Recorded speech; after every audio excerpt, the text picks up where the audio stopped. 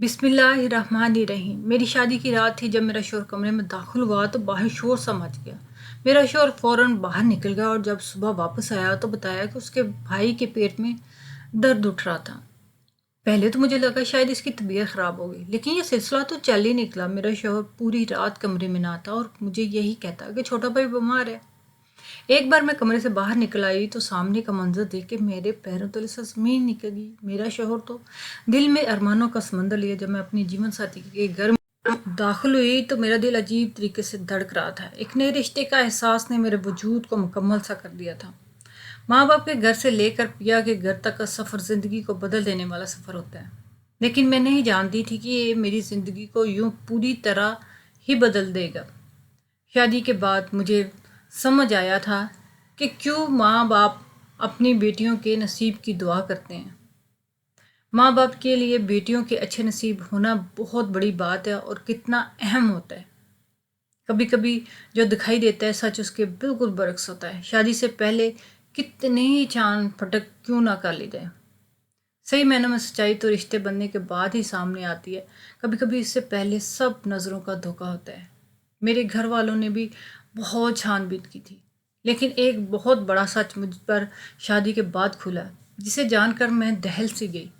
शादी के बाद जब मुझे मेरी सास ने मेरे कमरे में लेकर जाकर बैठाया तो चारों फूलों की खुशबू महक रही थी।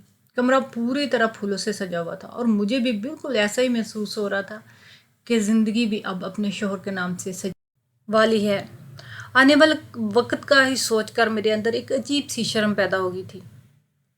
सारा दिन मेरी सहेलियों ने मुझे रुखसती से पहले बहुत सताया था और मेरे शौहर का नाम ले लेके मुझे बहुत तंग करती रही। मैं देखने में हद से ज़्यादा खूबसूरत और हसीन थी। जो भी मुझे देखता बस देखता ही रह जाता था। मेरे शौहर ने भी मुझे शॉपिंग सेंटर में देखा था और वहीं से मेरे दीवाने हो गए थे और उन्होंने मेरे लिए खुद रिश्ता भेजा था। शादी से पहले मैंने उनसे बात करना इसलिए मुनासिब नहीं समझा क्योंकि हमारे ख़ानदान में इस तरह की कोई बात नहीं पहले होती।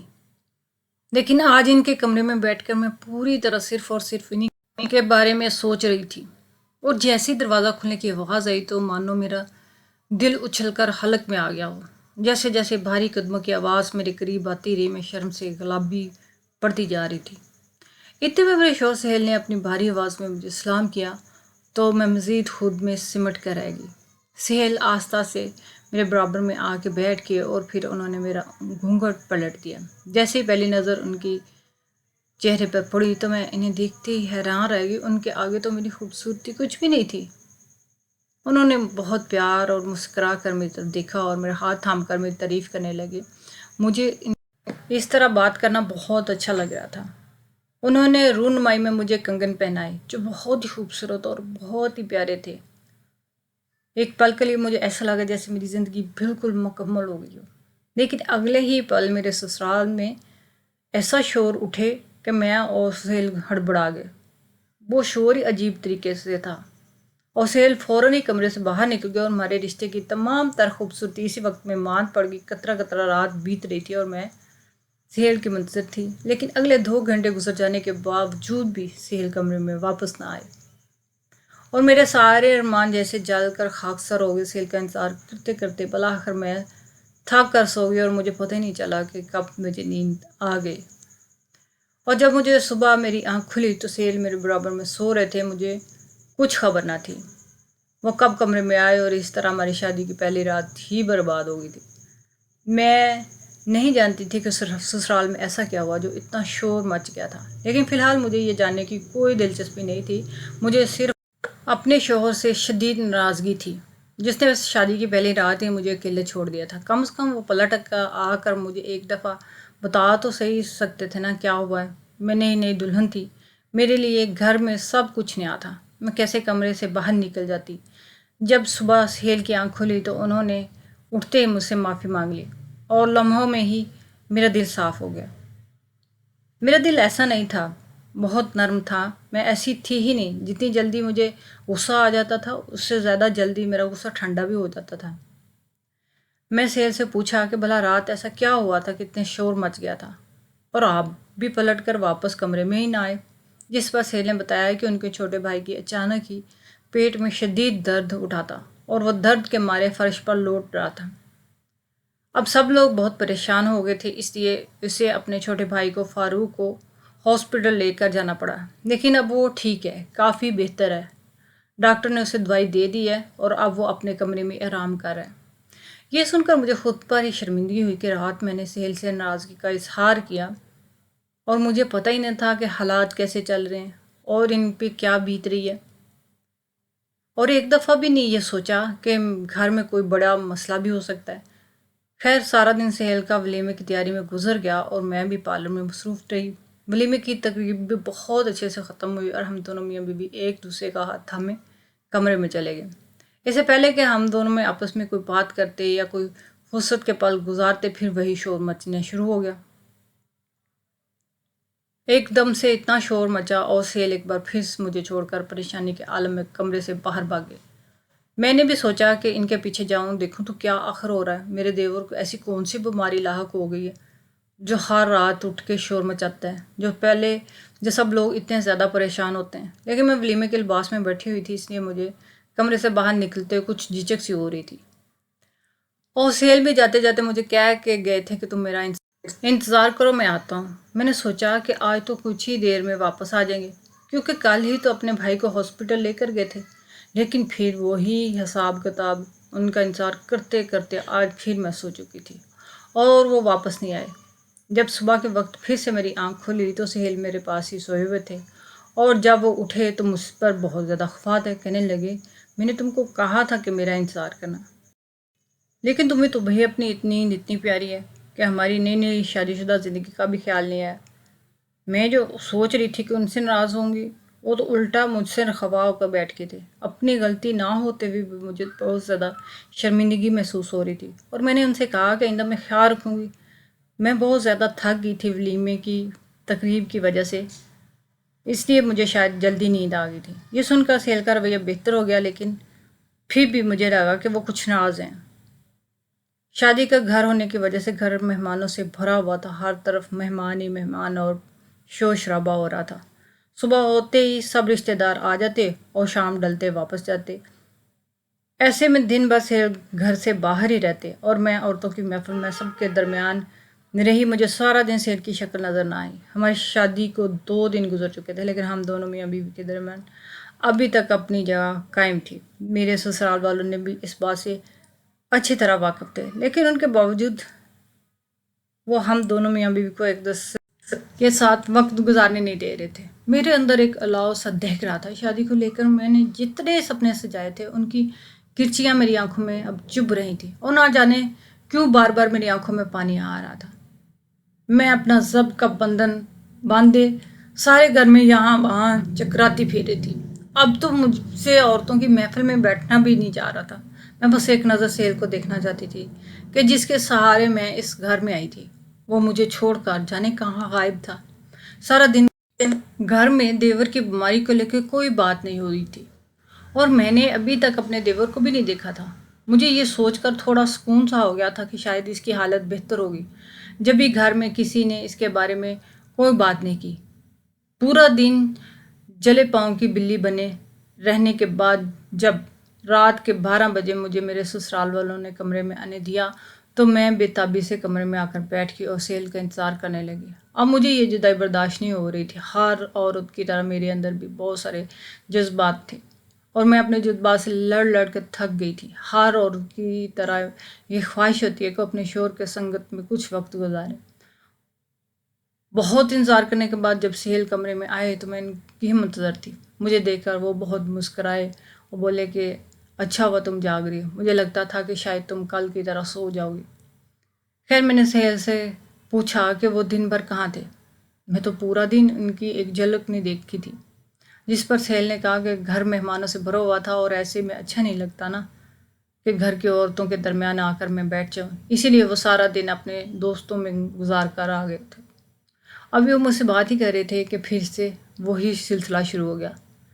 پورے گھر میں شور مچ گیا تھا۔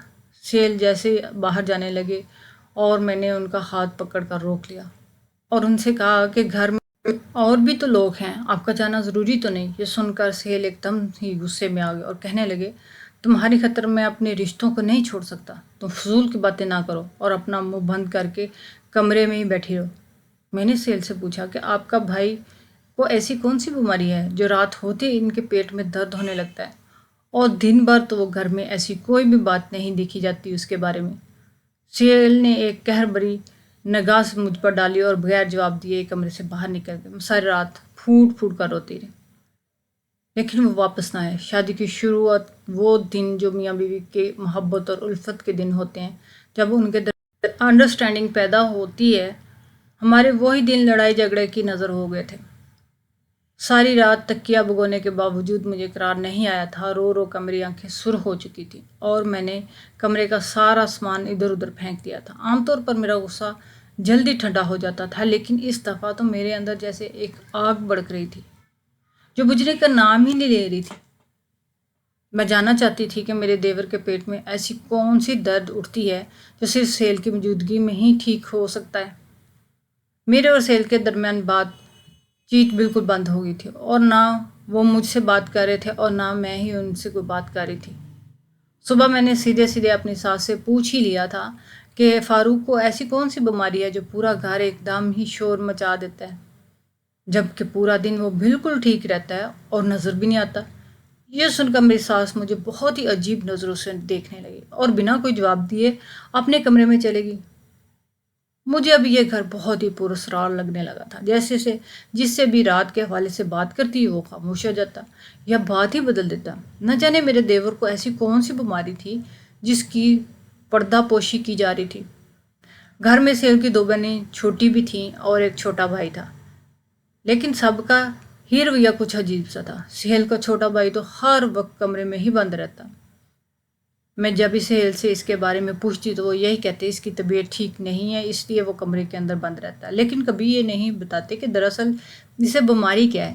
میری شادی کو 1 ہفتہ ہو چکا تھا اور اس پورے 1 ہفتے میں نے اور سہیل نے کوئی رات ایک ساتھ نہیں گزاری تھی۔ گھر میں ہر رات ہی شور اٹھتا اور سہیل ہر بار مجھے چھوڑ کر باہر چلے جاتے، اور اب تو مجھے لگتا تھا کہ میں اس کی عادی ہو چکی ہوں۔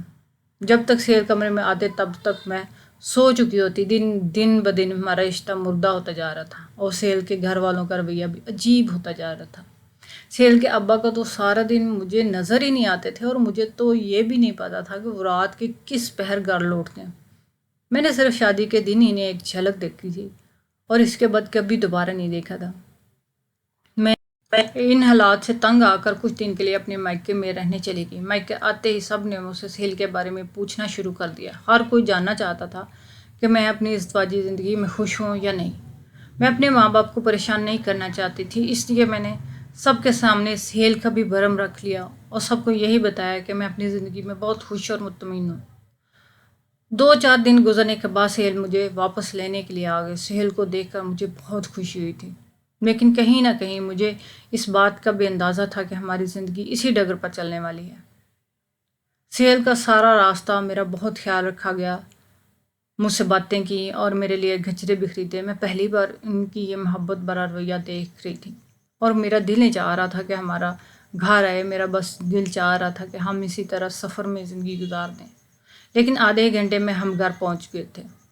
سب لوگ اپنے اپنے کمروں میں بند تھے۔ عام طور پر بھی سب لوگ اپنے اپنے کمروں میں ہی بند رہتے ہیں، لیکن نہ جانے آدھی رات کو سب کو کیا مصیبت پڑ جاتی ہے کہ میری اور سہیل کی زندگی کو برباد کرنے کے لیے شور مچانے نکل آتے ہیں۔ کبھی کبھی تو مجھے یہی لگتا کہ میرے سسرال والے چاہتے ہی نہیں ہیں کہ میں اور سہیل اپنی شادی شدہ زندگی میں خوش ہو جائیں۔ میرا دل چاہ رہا تھا کہ آج میں اور سہیل بس ایک ساتھ ہی رہیں اور کوئی ہمارے درمیان بالکل بھی نہ آئے، لیکن رات ہوتے ہی وہی شور شرابہ ہنگامہ شروع ہو گیا۔ میں نے سہیل سے صاف صاف کہہ دیا کہ وہ اگر آج مجھے چھوڑ کر گئے تو پلٹ کر واپس میرے پاس نہ آئے۔ سہیل نے کچھ دیر مجھے دیکھا اور پھر میرے پاس ہی بیٹھ کے آہستہ آہستہ شور بڑھنے لگا۔ مجھے سمجھ نہیں آ رہی تھی کہ فاروق کو دوا دینے کی بجائے سب شور کیوں مچا رہے ہیں۔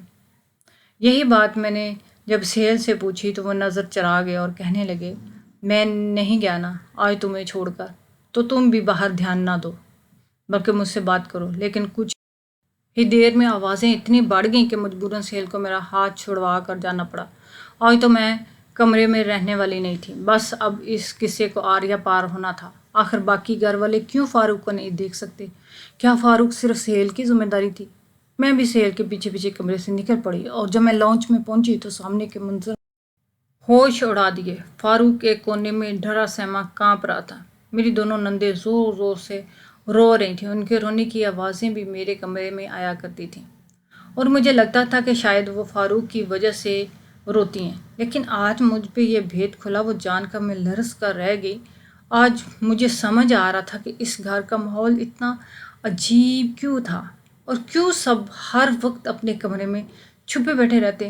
مجھے لانچ میں دیکھ کر سہیل کے چہرے پر شرمندگی کے آثار نمایاں ہو گئے اور میں جان گئی تھی کہ کیوں وہ آج تک مجھے چھوڑ کر کمرے سے فوراً بھاگ جاتے تھے۔ وہ نہیں چاہتے تھے کہ میں کبھی سچائی جانوں، اسی لیے مجھے کمرے سے نکلنے کے لیے بھی منع کر دیتے تھے۔ لیکن آج جیسے ہی میں لانچ میں پہنچی تو دیکھ کر حیران ہو گئی، میری آنکھیں کھلی کی کھلی رہ گئیں کہ میرے سسر ہاتھ میں لکڑی اٹھائے میری ساس کو مارنے کے در پر تھے اور فاروق سمیت میری دونوں چھوٹی نندیں چیخیں مار مار کر رو رہی تھیں۔ سہیل اپنے ابا کو روکنے کی ناکام کوشش کر رہے تھے۔ میرے سسر کسی نہ کسی طرح میری ساس کو لکڑی مار رہے تھے اور ساتھ ساتھ گالیاں بھی دیتے جا رہے تھے۔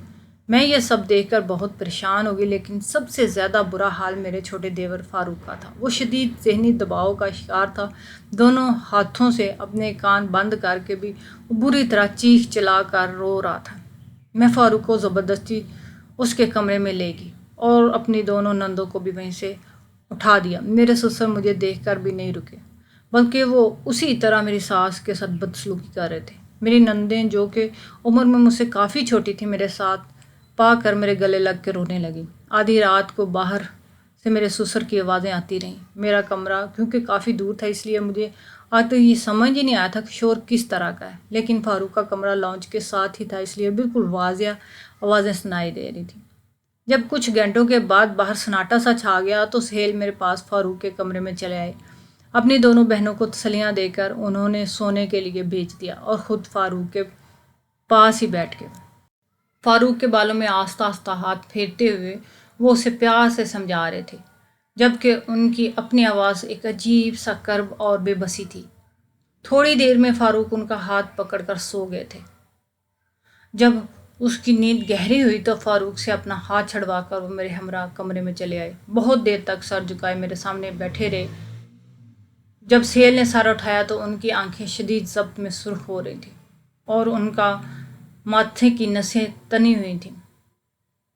میں بے ساختہ ان کے پاس چلے گئی اور ان کا ہاتھ اپنے ہاتھ میں مضبوطی سے تھام لیا اور کچھ آنسو ان کی آنکھوں سے جھلک پڑے۔ جب وہ کچھ نارمل ہوئے تو خود ہی بتانے لگے کہ ان کا ابا ہمیشہ ان کی ماں پر ظلم کرتے آئے تھے۔ سہیل نے بچپن ہی سے اپنی ماں کو مار کھاتے دیکھا۔ جب تک سہیل کی دادی زندہ تھی وہ بھی سہیل کی اماں پر اتنا ہی ظلم کرتی۔ سہیل کی اماں ایک غریب اور یتیم عورت تھی۔ وہ سہیل کے دادا کی دوست کی بیٹی تھی اور سہیل کے دادا نے اپنی مرضی سے انہیں اپنی بہو بنا لیا تھا۔ سہیل کے ابا اور دادی اس رشتے سے کبھی خوش نہیں تھے، لیکن وہ سہیل کے دادا کے فیصلے کے آگے مجبور تھے۔ جیسے ہی سہیل کا دادا کا انتقال ہوا ان کی اماں ظلم کی چکی میں پس گئیں۔ سہیل کے ابا اور دادی کو اپنی نفرت کو باہر نکالنے کا موقع مل گیا تھا، کیونکہ جب تک دادا زندہ تھے وہ دونوں اماں کو ایک لفظ بھی نہ کہتے تھے۔ سہیل کے ابا تو ان کی اماں کو کب کا چھوڑ دیتے، لیکن سہیل کی پیدائش نے ان کے پیروں میں بیڑیاں ڈال دی تھیں اور یوں وہ سہیل کی اماں کو زبردستی جینے لگے تھے۔ دن بدن وہ سہیل کی اماں کو پہلے سے زیادہ مارتے۔ پہلے تو دن بھر تشدد کا سلسلہ جاری رہتا، لیکن سہیل نے بتایا کہ جب سے ہماری شادی ہوئی ہے نا تو ان کے ابا نے سہیل کی لاکھ منتوں کی وجہ سے دن میں گھر آنا چھوڑ دیا۔ وہ سارا دن باہر رہتے ہیں گھر سے، لیکن رات کو جیسے گھر آتے ہیں اپنی فطرت سے مجبور ہو کر اماں کو مارنے لگتے ہیں۔ فاروق گھر کے اس ماحول کی وجہ سے نفسیاتی مریض بن چکا ہے، جبکہ سہیل کی چھوٹی بہنیں ہر وقت کمرے میں بند رہتی ہیں۔ وہ دونوں کئی سالوں سے اسکول میں خراب کارکردگی دکھا رہی تھیں۔ سہیل اپنے گھر کے حالات سے بہت پریشان تھے، لیکن وہ اپنی عزت بچانے کی خاطر مجھ سے سچ چھپا رہے تھے اور فاروق کی بیماری کا بہانہ کرتے رہے۔ سچ جان کر تو میں جیسے ہل کے رہ گئی۔ کوئی بھی شوہر اپنی بیوی پر کس طرح اتنا تشدد کر سکتا ہے بھلا؟ اگر میں نے اپنی آنکھوں سے سچ نہ دیکھا ہوتا نا تو شاید اتنی آسانی سے کبھی یقین نہ کر پاتی۔ میں نے سہیل کو تسلی دی تھی کہ ہم دونوں مل کر فاروق اور دونوں چھوٹی بہنوں کو واپس ایک نارمل زندگی کی طرف لے آئیں گے اور سب کچھ بہتر ہو جائے گا۔ میرا مثبت رویہ دیکھ کے فاروق کے چہرے پر ایک اداس مسکراہٹ بکھر گئی تھی۔ وہ مجھ سے پوچھ رہے تھے کہ ان کے گھر کے حالات کی وجہ سے میں انہیں چھوڑ کر تو نہیں جاؤں گی۔ میں نے مسکرا کر نفی میں سر ہلایا، سہیل کے شانوں پہ اپنا سر ٹکا دیا۔ آنے والے زندگی کو بہتر بنانے کے لیے ہم دونوں مل کر محنت کریں گے۔ اگر میاں بیوی کے رشتے میں ہلکی سی بھی نوک جھوک ہو جاتی ہے تو بچے پریشان ہو جاتے ہیں، اور جھگڑا انتہائی نوعیت کے ہوں تو بچے ذہنی مریض ہو جاتے ہیں اور ذہنی طور پر مفلوج ہو جاتے ہیں۔ اسی لیے میاں بیوی دونوں کے لیے ضروری ہے کہ ایک دوسرے کو ان کی اچھائیوں اور برائیوں کے ساتھ دل سے قبول کرنا چاہیے۔